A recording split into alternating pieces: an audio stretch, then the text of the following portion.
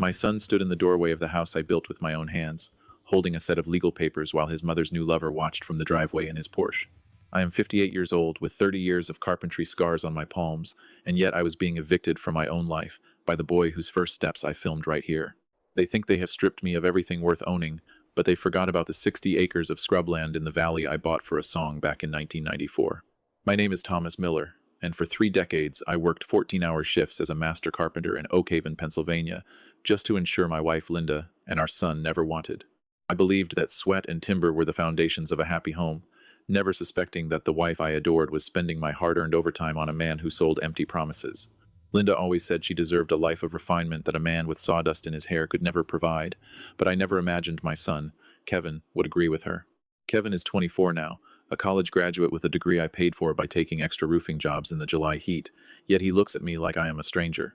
I discovered the truth on a Tuesday afternoon when I came home early with a box of Linda's favorite pastries, only to find a strange silver Lexus parked in my spot. The man inside was Julian Vane, a polished developer with a shark's grin, and the way my wife leaned into him told me my 30-year marriage was nothing but a ghost. When I confronted them, I expected shame, or at least a brief moment of regret, but Linda simply straightened her silk blouse and told me that Julian was her future now. The real knife in my ribs came when Kevin walked into the kitchen, avoided my eyes, and told me that Julian was going to help him start a real career. My son had known about the affair for 6 months, kept quiet because Julian promised him a luxury SUV and a vice president title at his firm once the divorce cleared. They sat me down at the oak dining table I carved from a single fallen tree and pushed a stack of settlement papers toward me with a cold, practiced efficiency. Linda claimed she needed the house to maintain her social standing, and Kevin told me it was time for me to move into a small apartment near the lumber yard. They had spent weeks coordinating with a lawyer, finding every loophole to ensure the deed I signed years ago would transfer solely to Linda's name during this sudden split. I looked at the boy I had coached in Little League and the woman I had promised to protect, realizing they were now a united front against my very existence. The papers were signed under the pressure of their combined cruelty, as they threatened to drag my reputation through the mud if I didn't leave quietly without a fight. That night, the sky over Oak Haven opened up in a relentless downpour, mirroring the coldness in my chest as I packed my old canvas duffel bag with my work clothes. Kevin watched from the hallway, arms crossed over his chest, making sure I didn't take anything valuable that might belong to the new life they were planning with Julian. I walked out to my dented Ford F-150, the only thing they didn't want, and felt the rain soak through my flannel shirt as the front door clicked shut behind me. I spent that first night in the cab of my truck, parked in the lot of a 24-hour diner, staring at the blurred neon sign while my joints ached with cold. My phone buzzed with a notification from the joint bank account, showing that Linda had already changed the passwords and withdrawn the remaining $4,000 of our savings. I had nothing but my tools, my truck, and a folder of old documents in the glove box that I had kept tucked away for over 20 long, grueling years. In the morning, I drove to a nearby motel, paying for a week in cash with the emergency bills I kept hidden in my toolbox, feeling like a ghost in my town. Just as I was sitting on the edge of a stained mattress, my phone rang with an unfamiliar number from a law firm based in the city of Philadelphia. A woman named Sarah Mitchell introduced herself as a senior partner and asked if I was the Thomas Miller who held the title for the Clear Creek acreage. I told her I was, explaining that I bought that rocky, useless land 2 decades ago as a potential hunting spot or a future gift for a son who hated dirt. She cleared her throat and informed me that the state had just approved a massive commercial rezoning project for a new regional transit hub and shopping district. My 60 acres of scrubland sat directly in the center of the proposed development, making it the most valuable piece of undeveloped real estate in the entire tri-state area. The initial offer from the state and the private developers started at $8 million, with the potential for much more if I agreed to a structured buyout. I sat in that dim motel room, looking at my calloused hands, while the voice on the phone detailed a fortune that would change my life forever in an instant. I told Sarah Mitchell I would be in her office by noon. Then I went to the motel bathroom and splashed cold water on my face to stop the shaking. The drive to Philadelphia was 3 hours of silence, giving me time to process how the family who discarded me would react when they realized what they lost. When I entered the glass-walled office building, the receptionist looked at my worn boots and faded jeans, but her attitude changed instantly when I gave my name. Sarah was professional and sharp, laying out the maps and the contracts that proved my forgotten investment was now the cornerstone of a $40 million project. I signed the preliminary intent letters, feeling a strange sense of calm as the lawyer explained that the first deposit would hit my new account within 48 hours. Instead of buying a mansion or a sports car, I went to a local barber for a clean shave and then bought a new, high-quality suit from a quiet tailor. I didn't call Linda or Kevin, even though I knew they were likely celebrating their new life with Julian in the house. I had sweated blood to build for them. A few days later, I checked into a high-end hotel and began working with a private investigator to look into Julian Vane's actual financial standing and business history. I spent 35 years reading blueprints and measuring twice before cutting, so I knew how to spot a structural flaw in a man just by looking at his foundation. The investigator found that Julian was a silver-tongued fraud, drowning in debt and using his slick appearance to lure investors into a series of failing real estate schemes. He wasn't a savior for my family. He was a vulture who had targeted Linda because he thought our paid-off suburban home was an easy asset to flip for cash. I watched from a distance as Kevin posted photos on social media with his new SUV, bragging about his high-paying job that didn't actually require any real work. It hurt to see my son being groomed by a con man, but I knew that if I stepped in now, he would only see me as a jealous, bitter old man. I decided to let the rot settle in, knowing that Julian would eventually press them for more money once his creditors started knocking on the door of my house. 2 weeks later, the first wire transfer cleared into my account, a sum of money so large it made my head spin as I looked at the bank statement. I hired a reputable legal team to quietly purchase the outstanding debt on Julian Vane's primary holdings, becoming his largest secret creditor without him ever knowing my name. While I lived in a quiet, rented penthouse downtown, I began receiving reports that Julian was pressuring Linda to take out a second mortgage on our family home. She was blinded by the fancy dinners and the promise of a country club membership, never realizing she was signing away the only security she actually had left. Kevin called me once, not to check on my well-being, but to ask where I had hidden the spare keys to the riding mower I had bought 5 years ago. His voice was dismissive, treating me like a retired employee rather than his father, and I simply told him the keys were where they had always been kept. I hung up the phone and looked out at the city skyline, realizing that the bridge between us had been burned from their side, leaving me on a new shore. A month passed, and the commercial project on my land was officially announced in the newspapers, sending land values in the area skyrocketing and making me a local celebrity. I stayed out of the press, using a holding company to manage the deal, but I knew it was only a matter of time before the news reached Oak Haven. The turning point came when Julian's biggest project collapsed in a cloud of litigation, and his creditors moved in to seize his assets, including the Lexus and his office. Suddenly, the luxury life my wife and son had traded me for began to crumble, as Julian vanished for days at a time to avoid the growing pile of lawsuits. Linda called me at midnight, her voice trembling as she asked if I knew anything about a sheriff's notice that had been taped to the front door of the house. I stayed silent for a long moment, listening to the rain hit the window of my penthouse, before telling her that I no longer had any legal ties to that property. She started to cry, saying that Julian told her it was just a misunderstanding, but the bank was threatening to freeze everything because of the second mortgage she signed. I told her she should talk to her new partner about it, and then I gently ended the call, feeling a weary sadness instead of the triumph I expected. The next morning, Kevin showed up at my hotel, looking disheveled and frantic, demanding to know how I could afford to stay in such an expensive, high-end place. He saw the newspaper on the table with the headline about the Clear Creek development, and his face went pale as he connected the dots of my sudden wealth. He tried to hug me, calling me Dad for the first time in months, but I stepped back and looked at him with the eyes of a man who remembered the rain. He started rambling about how Julian had lied to them, and how he always knew I was the smart one, hoping I would offer him a way out. I asked him if the SUV Julian promised him was worth the price of his father's dignity, and he had no answer, only a look of profound, desperate shame. I told him that I had set up a small, restricted trust for his basic needs, but he would have to find a real job and earn his own way. He begged for more, saying he couldn't live like a common worker after tasting the high life, and I realized he still hadn't learned the value of a hard day. I walked him to the door and told him that the man who built the house he gave away was gone, replaced by a man who knew his own worth. Linda arrived an hour later, dressed in her best outfit, trying to play the role of the devoted wife who had simply been temporarily misled by a wicked man. She talked about our 30 years together, conveniently forgetting the pastries I brought home and the Porsche in the driveway and the cold way she told me to leave. I sat across from her in the hotel lounge, a master carpenter looking at a finished piece of work that had finally revealed its hidden, irreparable flaws under the polish.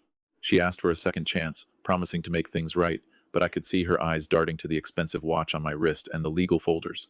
I informed her that the house was already in the process of being foreclosed on by the bank, and that I had no intention of buying it back for her. The shock on her face was absolute, as she realized that the security she thought she was stealing from me had vanished into the pockets of a con man. I told her I would provide her with a modest monthly allowance for a one-bedroom apartment, but our marriage was officially over and there was no going back. She screamed at me then, calling me cold and heartless, proving that her supposed regret was nothing more than a mask for her anger at losing her meal ticket. I stood up, adjusted my jacket, and walked away as she was escorted out by the hotel security, her voice echoing in the marble lobby like a fading storm. I spent the rest of the afternoon at a local park, watching a group of builders work on a new pavilion, admiring the way the joints fit together with precision. I realized that while they had taken my house, they couldn't take the skill in my hands or the integrity that had carried me through the darkest nights of my life. The Clear Creek project broke ground the following week, and I stood on the edge of the dirt, wearing my old work boots and a hard hat, feeling at home. I was no longer just a discarded father. I was a man who had built a new foundation on the very land everyone else had told me was completely worthless. The local news stations started running segments on the carpenter millionaire, and I found myself being followed by reporters who wanted a feel-good story about a man rising from the ashes of betrayal. I refused every interview request, preferring to spend my time in the valley, watching the heavy machinery transform the rocky terrain into something that would provide hundreds of jobs for the county. My former brother-in-law called me to ask for a loan, claiming that the family was hurting, but I remembered how he laughed when Linda told him I was a failing dinosaur. I simply told him that the bank was open during normal business hours and then blocked his number, finally understanding that my silence was the most powerful weapon I had ever possessed. In Oakhaven, the house I built was finally sold at a public auction, and I watched the listing from my laptop, seeing the polished floors and custom cabinets I had spent months perfecting. A young couple with a newborn baby bought the property, and for a moment, I felt a twinge of peace knowing a real family would finally fill those rooms with genuine love again.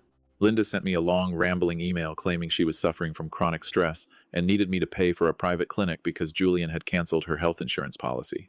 I forwarded the email to my legal team with instructions to remind her of the generous monthly allowance I was already providing, which was more than enough for a standard medical plan. She was discovering that the world didn't owe her a life of luxury just because she was pretty, and the lack of a servant or a handyman was taking a visible toll. Kevin was seen working as a delivery driver for a local pizza shop, his face hidden under a low cap as if he were ashamed to be seen performing actual manual labor. I drove past him once while I was headed to a site meeting, and for a split second, our eyes met through the glass, but I didn't slow down or wave back. The boy I raised to be a man of character had chosen the path of least resistance, and now he was finding out that shortcuts usually lead to a very cold, hard dead end. I started a scholarship fund for trade school students in the state, wanting to help young men and women who understood that there is immense dignity in working with your own two hands. The local community college named the new vocational wing after me, and during the ribbon-cutting ceremony, I felt more respected than I ever had in my 3 decades of marriage and fatherhood. Julian Vane was eventually indicted on multiple counts of wire fraud and embezzlement, with the local paper detailing how he had siphoned money from dozens of unsuspecting families just like mine.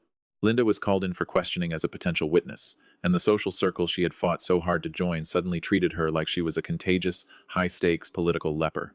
She tried to visit my office again, but the security guards had her photo on file and turned her away at the sidewalk before she could even reach the front revolving glass doors. I watched her through the security feed, noticing how her expensive designer coat looked frayed at the edges and how she stood there looking lost in the middle of the busy city street. The realization that I no longer felt a single ounce of pity for her was a revelation, as the decades of emotional conditioning were finally being replaced by a cold, clear logic. Kevin reached out through my sister, claiming he was behind on his rent and that his landlord was threatening to throw his belongings onto the curb by the end of the week. I told my sister that Kevin was an adult with a job and a car, and that it was time for him to learn how to negotiate his own way through a difficult situation. I wasn't being cruel. I was giving him the only thing I had left to offer, which was the hard, unvarnished truth about what it actually takes to survive in the real world. The development project in the valley was ahead of schedule, and the first major retail anchor signed a 20-year lease, ensuring that my legacy would be carved into the geography of Pennsylvania. I bought a small, modest farmhouse on the ridge overlooking the construction site, a place where I could sit on the porch and listen to the sounds of progress in the morning air. It was a far cry from the suburban mansion Linda wanted, but it was built on solid ground and paid for with money that hadn't been touched by lies or manipulative family schemes. I spent my evenings restoring old furniture in the barn, finding a deep, rhythmic comfort in the smell of cedar and the sharp, clean bite of a freshly sharpened hand plane on wood. One afternoon, a letter arrived from Julian Vane's attorney, offering to sell me information about Linda's hidden assets in exchange for a reduction in the civil debt I held against him. I laughed out loud at the sheer desperation of the man, realizing that he was still trying to play the game even as the prison doors were starting to swing slowly shut. I declined the offer and instructed my lawyers to proceed with the full collection of his assets, wanting to ensure that every penny he stole was returned to the proper legal channels. Linda lost her motel room and had to move in with a distant cousin who lived in a trailer park 3 counties away, far from the social life she once craved. She started posting photos of her new simple life on social media, trying to convince the world she was a victim of circumstance rather than the architect of her own spectacular ruin. I didn't follow her accounts, but my assistant mentioned them during a briefing, and I simply nodded and moved on to the next item on the business agenda for the day. The first winter at the farmhouse was quiet and snowy, and I spent Christmas morning alone by the fireplace, drinking black coffee and feeling a profound sense of total, unburdened freedom. There were no arguments about expensive gifts, no tension over which country club party we had to attend, and no lying eyes looking at me from across a decorated dinner table. I sent Kevin a small box containing the very first set of professional tools I had ever owned, along with a short note that said it was never too late to start. He didn't send a thank you note, but I heard from a former colleague that he had started helping a framing crew on a job site just outside of the city limits. It was a small spark of hope, but I didn't hold my breath, knowing that the road back to integrity is much longer and steeper than the road down into easy betrayal. The transit hub officially opened in the spring, and I stood on the platform as the first train arrived, watching hundreds of people move through the space I had helped create. I felt like a master builder who had finally completed his greatest project, not a house made of wood and nails, but a life built on resilience and the truth. Linda called me from a restricted number, her voice sounding thin and tired, asking if I would consider meeting her for a coffee just to talk about the old times. I told her that the old times were buried under the concrete of the valley, and that there was nothing left for us to discuss that hadn't already been settled in court. I could hear her crying on the other end, but the sound didn't move me anymore, and I realized that the man who would have rushed to her side died long ago. She asked if I was happy now that I had all the money in the world, and I told her that the money was just a tool, like a good, reliable hammer. The happiness came from knowing that I could look at my reflection in the mirror every morning and not see a man who had traded his soul for a temporary shadow. I hung up the phone and walked out into my garden, where the spring flowers were starting to push through the soil, resilient and strong after a very long, bitter winter. My daughter-in-law, a woman Kevin had kept secret from me during the affair, reached out to me with an apology and a request to let me meet my newborn grandson. I hadn't even known Kevin was expecting a child, and the news hit me like a physical blow to the chest, reminding me of how deep the family secrets really ran. I met her at a quiet park, and when she placed the small, warm bundle in my arms, I felt a connection that transcended the anger and the pain of the past year. She told me that she had left Kevin because she couldn't stand the way he treated me, and she wanted her son to know the man who actually built things. I looked at the baby's face and saw a ghost of myself, a new generation that had a chance to grow up without the poison of Linda's vanity or Julian's greed. I promised her that I would take care of them, not by giving them a life of idle luxury, but by ensuring the boy had every opportunity to become a man of honor. We sat on the bench for a long time, talking about the future instead of the past, and I felt the last of the bitterness finally start to dissolve in the sun. Kevin found out about the meeting and sent me an angry text, accusing me of stealing his family after I had already taken everything else he thought he deserved. I didn't respond to the provocation, knowing that his anger was just a shield for the immense, crushing failure he felt every time he looked at his own empty hands. He wasn't ready to be a father or a son, and I couldn't fix that for him, no matter how many millions of dollars were sitting in my guarded corporate bank accounts. I focused my energy on my grandson and the young mother who had the courage to walk away from a toxic situation, providing them with a safe, modest home nearby. The house I built for them was small and sturdy, nestled in a grove of oak trees, and I personally spent my weekends finishing the interior trim and the nursery furniture. Every nail I drove into those walls was a prayer for the boy's future, a physical manifestation of the love that his father and grandmother had so carelessly thrown away. Linda heard about the new house and tried to sue for a portion of the property, claiming it was purchased with marital assets that should have been split during the divorce. My legal team shut her down within 48 hours, providing the court with documented proof that the funds used were entirely from the post-divorce development of my private land. The judge warned her about filing frivolous lawsuits, and she was forced to pay my legal fees, which exhausted the last of the small savings she had managed to hide. She was truly alone now, a woman who had traded a solid oak foundation for a house made of shifting sand and the empty promises of a polished professional criminal. Julian was sentenced to 15 years in a federal penitentiary, and the footage of him being led away in handcuffs was the lead story on the evening news for 3 days. I watched the broadcast once, then turned off the television and went back to my workshop, the sound of the reporter's voice fading into the quiet hum of my tools. I was 60 years old now, and while my body ached more than it used to, my mind was sharper and more at peace than it had been in my entire life. I started a new business, a boutique construction firm that focused on high-end, custom timber framing, hiring only the most dedicated and honest craftsmen I could find in the state. We didn't take every job, only the ones that required real skill and a commitment to quality, and soon our wait list was over 2 long, busy years of steady work. I was no longer the man who worked 14-hour shifts out of desperation. I was the man who worked because he loved the feel of the grain under his fingertips. Kevin eventually hit rock bottom, and checked himself into a state-funded rehabilitation center, finally forced to confront the addictions he had used to numb his many failures and regrets. I paid for his treatment anonymously, ensuring he had the best care without him knowing it was my hand that was pulling him back from the dark, cold edge. He needed to believe he was doing it for himself, and I was content to be the silent architect of his recovery, just as I had been for his childhood. I spent my Sunday afternoons taking my grandson to the valley, showing him the massive structures and explaining how everything starts with a single, very precise line on a page. He would watch with wide eyes as the cranes moved, and I could see the spark of curiosity that I had once hoped to see in his father's younger, brighter eyes. I told him that a man is defined by what he leaves behind, not by what he takes, and that the strongest structures are always built on a foundation of absolute truth. The sun set over the ridge, casting long shadows across the valley that I now owned, and I felt a deep, resonant sense of completion that no betrayal could touch. I was Thomas Miller, a master carpenter and a survivor, and I had finally built a life that was as strong and enduring as the ancient, towering oaks on the hill. My grandson is 5 years old now, and he spends every Saturday morning in the workshop with me, learning how to distinguish between different types of oak and the scent of fresh pine. He has a tiny tool belt that I made for him, and the way he handles a sanding block reminds me of the pure, uncomplicated joy I felt when I first started. Kevin finally completed his treatment program, and though he is still a shadow of the man I hoped he would become, there is a new, quiet humility in his eyes that I respect. He came to the farmhouse last Sunday, not to ask for money or favors, but to simply sit on the porch and watch the sun go down over the project that built my future. We didn't talk about the betrayal or Julian Vane, because some wounds are best left to heal in the silence that only time and honest, hard work can provide for a broken soul. I gave him a set of blueprints for a small community center I am planning to build in the center of Oakhaven, and I asked him if he wanted to be the foreman. He looked at the pages for a long time, his hands shaking slightly as he realized I was giving him a chance to earn back the dignity he had so carelessly thrown away. He accepted the job with a quiet nod, and for the first time in years, I felt like the foundation of our relationship was finally being set on something more solid than resentment. Linda still writes to me occasionally from her small apartment in the city, her letters no longer filled with demands, but with reflections on the mistakes she made during our long marriage together. She is working as a hostess at a local diner, earning her own way for the first time in decades, and I heard she has finally started attending church services again on early Sundays. I don't respond to her letters, but I make sure her monthly allowance is always paid on time, a final act of service to the woman who was once the center of my world.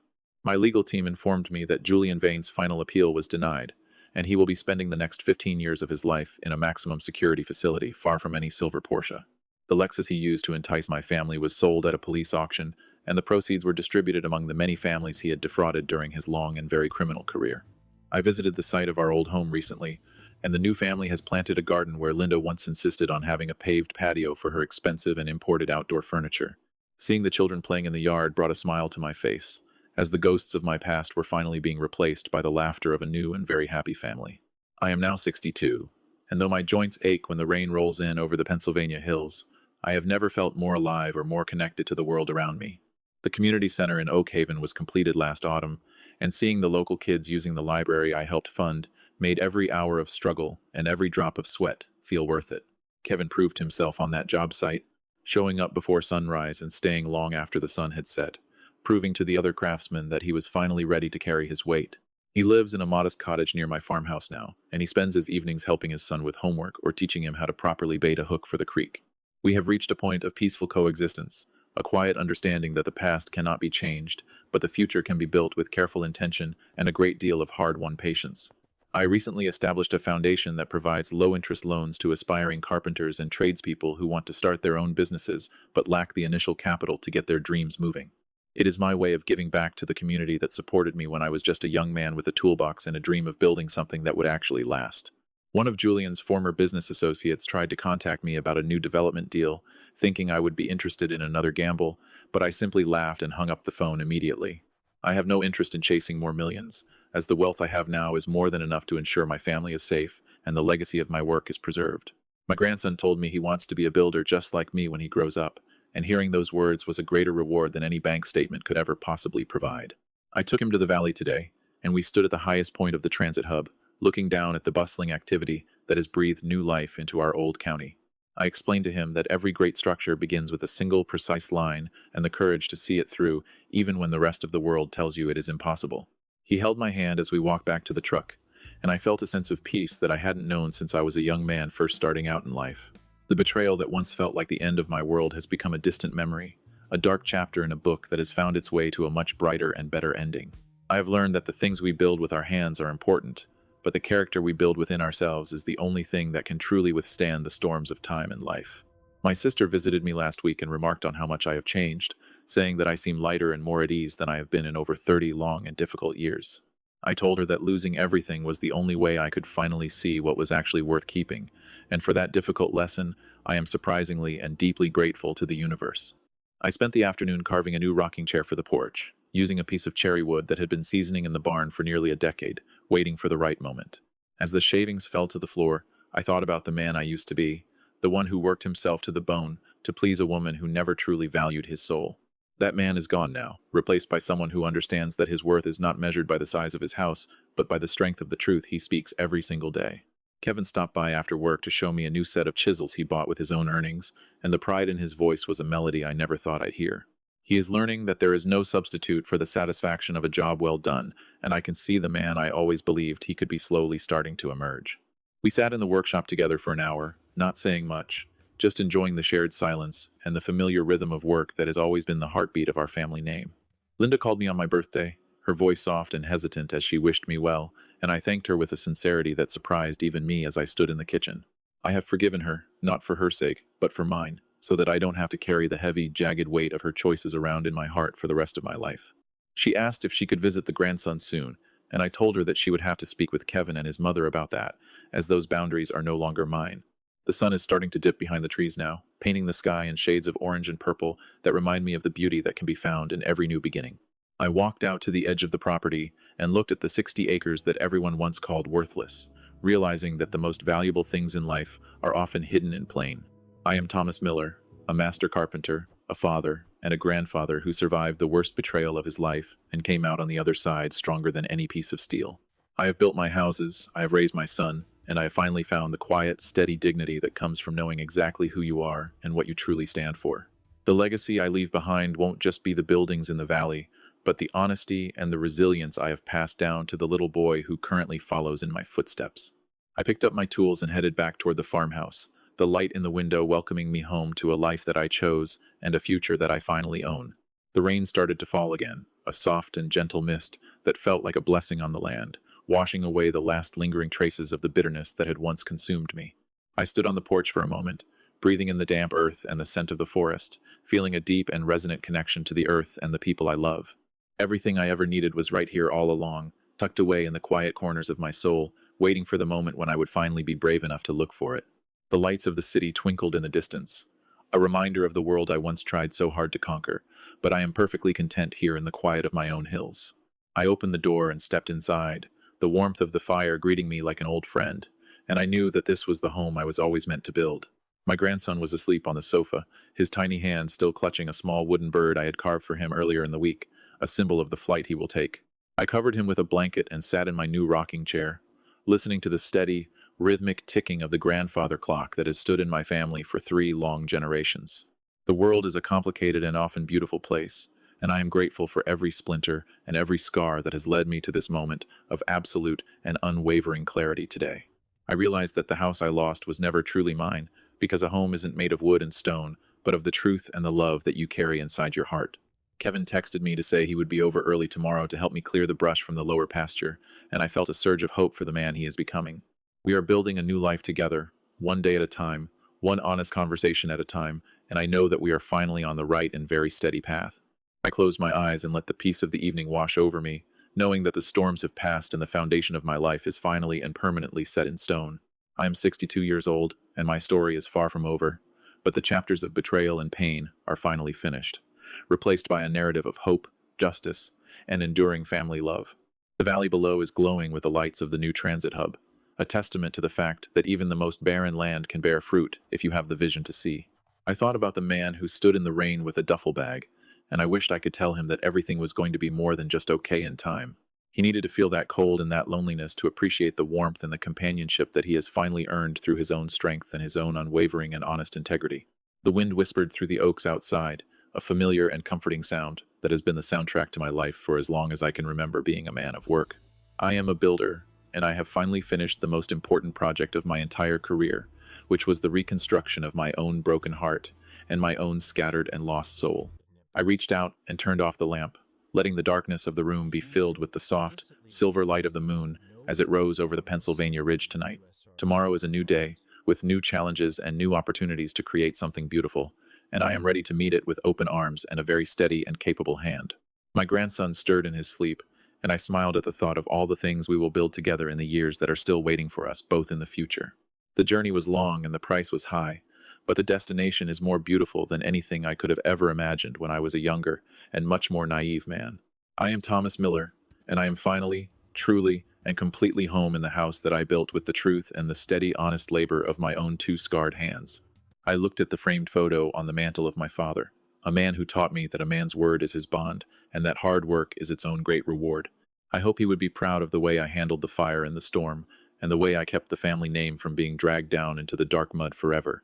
The clock struck midnight, and I felt a sense of closure that was as solid as the oak beams that support the roof over my head and the life I now live. Everything is in its proper place, the debts are paid, the truth is known, and the future is a wide, open field of possibility that I am finally free to explore fully. I am at peace with the world and with myself, and that is the greatest wealth any man could ever hope to achieve in his long and often very difficult walk on earth.